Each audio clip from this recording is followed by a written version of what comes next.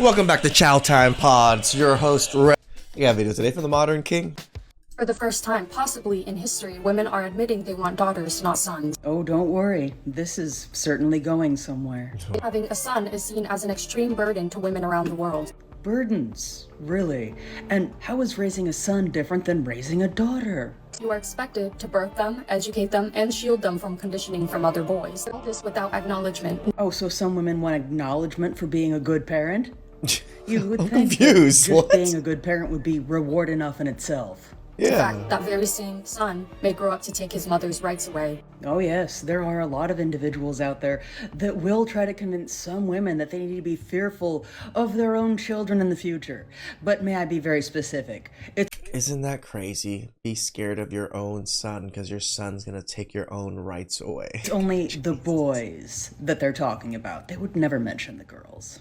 Women globally are reaching a line of contention, refusing to give birth to life that may become a weapon against them, against other women. This is why movements like 4B exist. Oh, because of ignorance, fear, and bigotry? Yeah. Got it. Women are refusing to birth their own oppressors. I'm telling you, Asian women are scary. Scary when it comes to this feminism stuff. See what I mean? They are liberating themselves from a life of suffering. Sons are no longer the standard. Daughters are. I wonder how long it's going to be before boy moms start being harassed for having boys. Oh, wait. That would be pretty sad. In case some of you didn't notice, that's already happening. I did not know that. I did not know that. One second, feminism is demonizing men for objectifying women, and in the next, it's encouraging girls to sell their body on so that men can objectify them. I mean, which is it? Are you empowered or are you a victim of oppression? I used to consider myself a feminist until I realized that women were using it as a means to justify going out like this and then complaining about being called hot. Yep. Shorty, have you seen your own ass? I swear to God, women are the only ones that can spend 2 hours doing their makeup and picking out an outfit and then still say they don't want to be judged on their appearance. Girl, you literally pulled up your leggings to your third rib and gave yourself the ultimate wedgie. We know you didn't dress like this for you. When you look at the actual definition of feminism, all it is supporting women having access to equal rights. I'm not gonna sit here and call myself an anti-feminist as someone who agrees with the core definition of feminism. But the problem is that the word has evolved to mean something very different. It's not just about women's rights anymore. There are other ideological strings attached. A major concept of modern feminism has been encouraging liberation. This was started partly due to the double standard around sexuality for men and women. When a man frequently engages in casual sex, he's considered a stud, but when a girl does it, she's considered a slut. Sexual promiscuity leads to less satisfaction in relationships for both genders. Just because it's more socially acceptable for a guy to have casual doesn't mean women should be trying to match that expectation by normalizing it. Too wrong. And men didn't really normalize it. Yes, men do get praised for it, but not every man is able to do it, and not every man does it. Don't make a right, and promoting a destructive behavior under the marketable guise of sexual liberation is abhorrent. Correct. It's so interesting how women constantly complain about how shallow and objectifying their relationships with men are, but then promote hookup culture, which directly encourages this exact transactional process. If feminism actually cared about women as much as it claims to, the movement would be encouraging them to be more selective about their partners. It would be educating them about the negative effects of casual sex, since we know that it leads to decreased relationship satisfaction, loneliness, and depression. And look, I know people are going to take this as me trying to tell women how to live. That's not what I'm doing at all. You have all the freedom in the world to live exactly how you please. Correct. However, where I do have an issue is when a cultural movement is built on a foundation of lies. Just because you can do something doesn't mean you should. Nope. Just because it feels good in the moment does not mean it's actually good for you. There's plenty of things that feel good in the moment, people. Plenty. But it can destroy your damn future, and you guys know it. People are supposed to learn these basic concepts. But when we live in a society that tells everyone everything they do is perfectly acceptable, and anyone who rightfully calls out their destructive behavior a bigot, it's not a surprise when dysfunctional self-destruction becomes the standard. I mean, the way they use bigot in a lot of these terms nowadays, I actually don't even know what they mean. I know the definition, I don't know what they're using it as, or what, like, the term they're using it as, what does that actually mean? You're gonna have an entire movement, an entire ideology who claims its very goal is to benefit women, then encourage behavior that actually benefits women. At one point, this movement had genuinely pure intention. Sure, This is the reason I sure. have a right to vote and work and be educated. Feminism changed our lives as women for the better. So I'm sorry, but I can't help but feel like now it's doing the complete opposite. It's a To tell you the truth, I don't think we needed feminism for women to be able to get the rights to vote and work and all of these things. I think sooner or later, the benevolence of men, we would have translated to women anyways. common feminist position to be anti-tradwife. They insist that tradwives have some sort of Stockholm syndrome where they've fallen in love with their own oppression, claiming that it perpetuates traditional gender roles which have held women back. But I thought what actual feminism was supposed to be about was supporting women's freedom of choice. That means supporting them if they choose to climb the corporate ladder and supporting them if they choose to be a housewife. I thought the whole point of feminism was to respect a woman's freedom of choice even if it's not the choice we would personally make. It was to recognize that there's not a one-size-fits-all lifestyle for women and that they should be able to prioritize what's important to them. Feminism will argue against this by saying that choices don't exist in a vacuum and society impacts your ability to make autonomous decisions, but you can make that exact same argument on the other side too. I could sit here and tell you that your decision to be a feminist is because social media has brainwashed you into believing that women are oppressed. So your choice to be a feminist isn't a real choice at all, but instead a reaction to your cultural environment. You can run in circles forever trying to make this argument against either side. That's because it's a dumb argument. It is. Women against except in today's terms it means wet. With modern feminism currently preaching liberation, it may be surprising to learn that at one point it was the complete opposite. In the 1970s, anti-feminism was a growing part of feminism, and when you think about it, it actually makes perfect sense because it's consistent with the core values of feminism to demonize it's objectifying women, objectification of women, and stop the fetishization of violence against them. As a man, what a blessing it is for people to find you as a resource and decide to come to you and ask you for something because they feel like you are equipped to get it done. That's the mindset y'all need to have for 2026, men. How grateful is it that someone finds you and holds you in such high regard that they know that you are the person to get them out of whatever situation it is? Someone finding you useful to abuse doesn't make it a compliment. Girls are improving their tactics, fellas. Yeah. They realized insulting you isn't going to convince you to give them what they want. So they're now trying to reframe it as a blessing to be used for your resources. If someone only comes I mean, what do we call this? This is grade A gaslighting right here. to you when they want something out of you, they're almost always using you as a utility to make their life easier.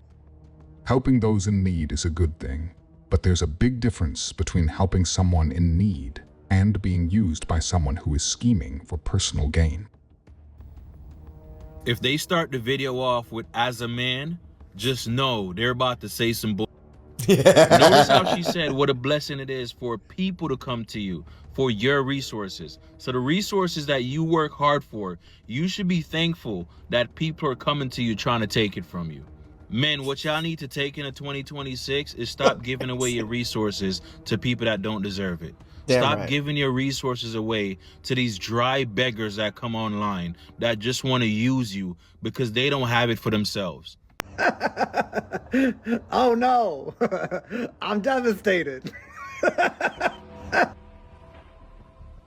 Sean Oakman, Johnny Depp, Jonathan Majors, The Inquisitor, Todd Leo. There are many different examples of men that get falsely accused, and even after the fact that they prove their innocence, their image is still up till this day.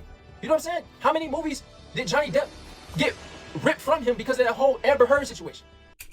A lot of franchises. We're talking about major franchises. We talked about what? Pirates of the Caribbean franchise, the Harry Potter franchise. So he was part of major franchises, and he was just a big movie star. No bull. Even after that situation, Amber Heard still got the Aquaman. She still had movies. You know what I'm saying? She should be in jail for the false accusations she put against this man. No bull. You know what I'm saying? Even Jonathan Majors, he had a whole Marvel deal. He was supposed to be the big bad, the new big bad. He was supposed to be Kang the Conqueror. And because of that whole ordeal that happened with him, what's he in now? And I'm not saying that he's not in major projects, but they're not to that extent anymore because of that situation. There are many different examples. Even after the fact Todd Leo proving his innocence, it's still women out here that still are like, I don't believe it. It's like you damned if you do, you damned if you don't. That's why I say to all my brothers, you gotta make sure you be careful about who you're down with. No bullshit. Because a woman, a scorned woman, she can fuck your whole life. No, especially if you got some fools. You know what I'm saying? Please tell me you guys saw the video of the girl who was super pissed because she went with her boyfriend to his family's house for Christmas and everybody got extravagant gifts except for her. I was cringing the entire video because hear me out. She goes with her boyfriend to his family's house for Christmas. Everybody's getting extravagant gifts. They get to her. She gets some mukluk slippers and a gas card. I can get how that could maybe kill your vibe. I can see it, but here's where she loses me. She's like, I need to go for a walk. I need to go for a walk. So she goes for a walk to calm herself down. Ma'am, it is not that deep. It is not that deep. You're not part of the family the way the family is. So they don't think of you the same way, and they didn't buy such extravagant gifts for you. You're an in-law or outsider. Got something for free. You still got for free. Why are you mad? She goes for a walk. She calls her mom. She's complaining to her mom about the situation. And then she goes, well, what did you get me for Christmas? What is wrong with you? What the is wrong with you? And the whole time she's telling this story, you can hear her boyfriend like walking around the house doing stuff. And you're sitting there on his family, ungrateful for your mukluk slippers and your gas card. What did you get for them? Not once does she mention what she did for them. Because she didn't do anything for them. So it sounds to me like you probably don't do much, so they didn't return the favor, you weird freak. We do need men. Agreed. We do. We don't need them. We do. No, because they're lesbians. Who do you call to get your car fixed? A man or a woman? Your toilet breaks down. Who do you call? Your power supply. Who runs it? Who runs the infrastructure of society? Men or women? Oh, at the moment, men, obviously. Yeah, so you agree that men run the infrastructure, so therefore at the moment, men run the world. We need men. Yeah. On a wider scale, yes. On a wider scale. On a personal scale, no. Because you don't need a man to provide for you. We can earn our own wage. But we need men to run the industries that keep us alive and well. Not necessarily, no. So, because I know female mechanics, engineers, carpenters. But remember that's exception. Like those industries are like 99% male. Yeah, but for now. Right. For now. And we can change that with feminism. But we can change that. Let's all become mechanics. But do we want to change? Shut up. They claim to be oppressed, yet have incentives like financial support, special workplace changes, and federal mandates to get them into these jobs. You can't claim to be oppressed when you get preferential treatment. It's so out of touch that it showcases just how coddled they are to have believed. It's like I said, the government box is so big and they're so used to this government box. They really think they can stand toe to toe to men with that box because they think that's them. They're just that tall now to be able to stand with us. No. You've been standing on a government box this whole time, ladies. Beliefs like that. She wouldn't last a day in a country like North Korea, Afghanistan, Eritrea. I don't think you have to go that far. You just go take her to Cambodia and she'll probably suffer there. Myanmar, Iran, Turkmenistan, or South Sudan, to name a few. I found a leaf. It's beautiful, just like you. Oh, was that? Alright, sorry. What did he do wrong? The bird test, the leaf test, the olive theory, this theory, that theory. Social media has fried our brains. Social media has convinced young people that if their partner doesn't give an arbitrarily determined, hyper-specific answer to a random test that they saw on social media, that they're not compatible. And the comments are killing me. Oh my god, what did the guy do wrong? What did he do wrong? Now, I don't want to... I'm also confused. What does the leaf have to do with anything? Generalize their whole relationship based on one clip. I hope they're happy, you know, and I'll assume they are. But if I was that young man, I would not be happy in that moment. What did he possibly say that warranted such a sigh, such disappointment? You know, I don't understand how we can win at this thing. Do yourself and your relationship the biggest favor and stop letting these online exams and theories and tests determine how you see your partner.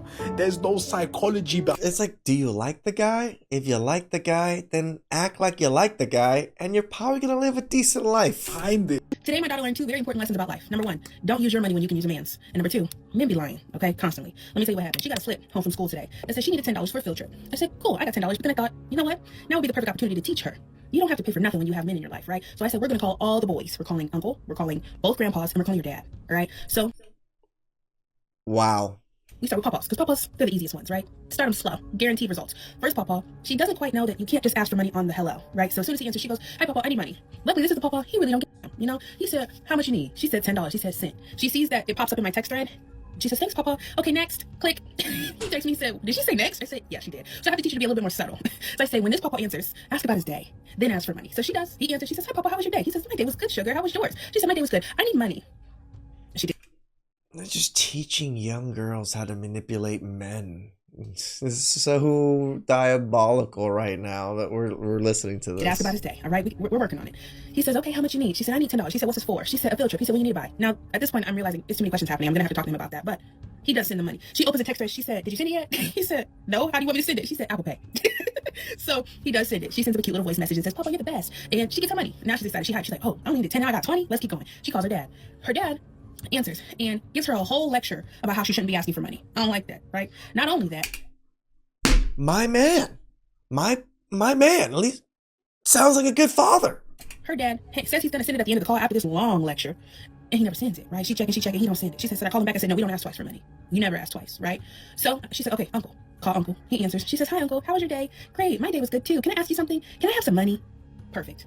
Perfect. He says, of course. How much you need? She says, $10. She said, how you want me to send it? She says, Apple Pay. Sends it right on the spot. Not only that, she learned how to request it. So all he had to do was press accept. I said, my girl's learning. She's a quick study, okay? He sends the money. Now, at this point, she got $30. She's hyped. Real hype. She said, but wait. My dad didn't send me nothing yet. I said, let me look. I checked. I said, you're right. He ain't sent nothing. She said, he lied. I said, did he? She said, yeah, I don't like that because he said he was going to send money and he ain't send the money. Should I call him back? I said, no, remember, we don't ask twice for nothing, okay?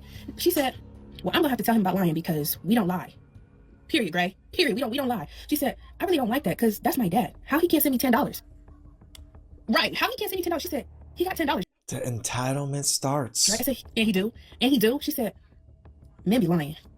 You're learning fast. This is crazy. I'm tripping out. I didn't give her any money I'm seriously tripping because out. he is the only one that's aware that she didn't actually need it and was simply repeating the same entitled and dishonest behavior he experienced firsthand with the mother. Yep. The mother believes lying and claiming you need money when you don't is perfectly acceptable behavior. But a man not cooperating with your entitled request is not okay. The most unrealistic, actually, in the last 5 or 6 years have been breadwinner working women who come in and say, I'm done. I cannot do this anymore. He is an albatross around my neck. I am still making all of the pediatrician appointments, hiring the nannies, arranging the play dates, making school lunches, and I'm working. And he's on the couch in his boxers all day, like working on the great American novel. He hasn't done anything. We were both superstars in grad school, and I can't believe this is happening. Get me divorced. And then I said, okay, let's see what that would look like. He's still going to have the kids half the time. He is probably still going to need a nanny, so you're going to still be paying for that. You're probably still going to be arranging everything because that's how you are. You want to do it because you do it better, you think. And True. You're going to give him half of everything you have. You are going to give him half of your pension, and you're going to be probably paying him spousal and child support. And they are like, wait, what? I'm the woman. And I'm like, I know, but it kind of doesn't matter. You know, what's good for the goose is good for the gander. And then you have people going, oh my God, I can't even believe that this is happening. Welcome to the club, ladies. Men have been trying to get those ridiculous laws fixed for a while. While these laws are technically gender neutral in writing, they weren't in application as men have historically been the primary breadwinners, leading to women receiving 97% of alimony and upwards of 90% of child support. Diabolical. Teaching your daughter how to just dry beg from all the men from your own family, members. This is sad. This is sad. Sad to see her flaunting this on the internet, thinking that she's in the right, that she's teaching her daughter correctly. Please like, subscribe, comment down below. I really appreciate that. And catch you guys next time. Ciao.